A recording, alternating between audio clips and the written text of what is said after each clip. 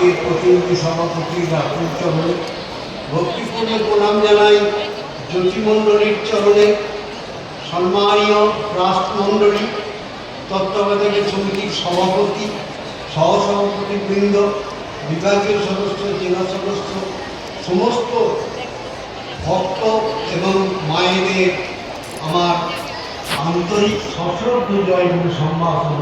জয় গুরু, জয় গুরু, জয় গুরু। 1341 সালে এই 12ই পৌষ শ্রী শ্রী ঠাকুর মহারাজ কোকিলামুখ মঠে এই কল্পতরু সেরেছেন। অবশ্য ঠাকুরের লাইফে বহু কল্পতরু ঘটনা রয়েছে, তার মধ্যে এই 41 সালের এই কল্পতরু আমাদের প্রত্যেক বছর এই সম্মেলনের দ্বিতীয় দিনে এই কল্পতরু দিবস হিসেবে পালন করা হয়।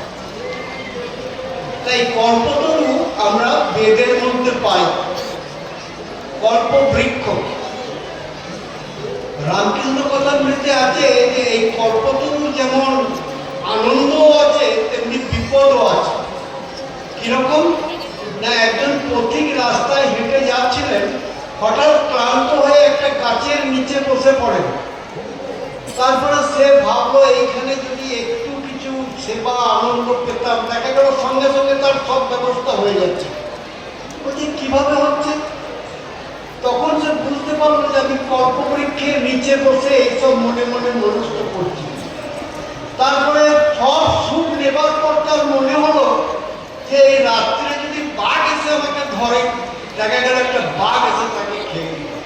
সেই কল্পতরুর যেমন সম্পদও আছে, বিপদও আছে, কিন্তু আমাদের ঠাকুর মহারাজের যে কল্পতরু তাতে একমাত্র আমাদের শুধু সমৃদ্ধশালী করে। কল্পতরু সাধারণত পার্থিব এবং আধ্যাত্মিক। আধ্যাত্মিক জগতের কল্প, সেখানে আধ্যাত্মিক মীমাংসা হয়, আর বাস্তব যেটা সেগুলো আমাদের জাতির চাহিদা সেগুলো মিটে যায়। দেখুন, আমাদের যে বশিষ্ঠদেব আর বিশ্বমিত্র, তখন বিশ্বমিত্র রাজা আর বশিষ্ঠদেবের, আমি খুব শর্টকাটে বলছি, বশিষ্ঠদেবের আশ্রমে একদিন কয়েক হাজার সৈন্য নিয়ে গেছেন। বশিষ্ঠদেব সঙ্গে সঙ্গে কামধেনুকে বললেন যে এদের সব অ্যারেঞ্জমেন্ট করে দাও। দেখা গেল সমস্ত সেই সৈন্যদের সুখ স্বাচ্ছন্দ্যের ব্যবস্থা করে দিলেন। তখন রাজা বিশ্বমিত্র দেখলেন যে সাধুর কাছে তো এই জিনিসের দরকার নেই, এ তো আমাদের মতো রাজাদের প্রয়োজন।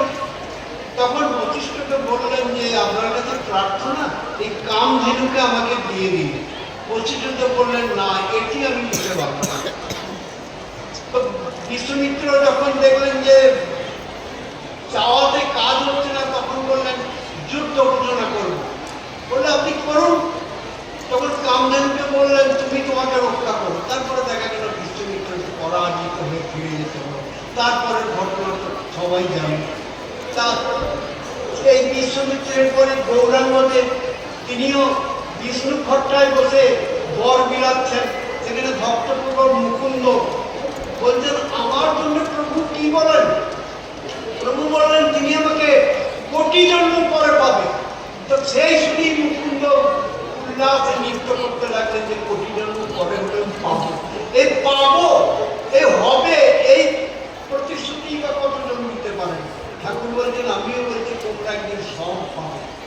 তারপর দেখুন রামকৃষ্ণদেব তার কাশীপুর উত্তর বাড়িতে এই জানুয়ারি মাসের 1 তারিখ এখনো সব মেলা হয়, সেইগুলোতে আপনার কল্পতরু সেজেছিলেন। তা এখনো সেই ডেট ধরে মেলা হয়। আর ঠাকুর মহারাজ এই 1342 সালের আগেও 1342 সালের আগেও অনেকবার এই কল্পতরু সেজেছেন। তা কল্পতরু সেজে আমাদের অনেককে অনেক কিছু অভাব মিটিয়েছেন। যেমন একজন কীর্তনিয়া রমণীমোহন চক্রবর্তী, তার কীর্তন শোনার পর তিনি কিছু টাকা চেয়ে বসলেন। তো ঠাকুর তাকে বললেন যে তুমি টাকা পাবে এরপরে, কিন্তু সেই টাকা বয়সে বুঝতে পেরেছে। ঠাকুরের কাছে যখন ক্ষমা চাইলেন, ঠাকুর বলে তুমি যখন ক্ষমা চাইলে তখন পাবে, কিন্তু কিছুটা কম হবে। আমাদের ঢাকেশ্বরী কটন মিল ছিল এই একই ঘটনা। সেই ঠাকুরের কাছে ওই টাকা চেয়েছিলেন, ঠাকুর মহারাজ ওই যে আজকে ঢাকেশ্বরী কটন মিল চলছে এখন। আর আপনার আমাদের এর ঘটনা তো সবাই জানেন, সুধীরঞ্জনের, সেটা বহুবার আমি বলেছি। সুধীরঞ্জন চেয়েছিলেন যে 3 জন্মের জায়গায় 1 জন্মে তার মুক্তি। তার জন্য অনেক তাকে কষ্ট ভোগ করতে হলো, এবং শেষ পর্যন্ত তিনি সেই ঠাকুরের কৃপায় 1 জন্মেই মুক্ত হয়ে গেলেন।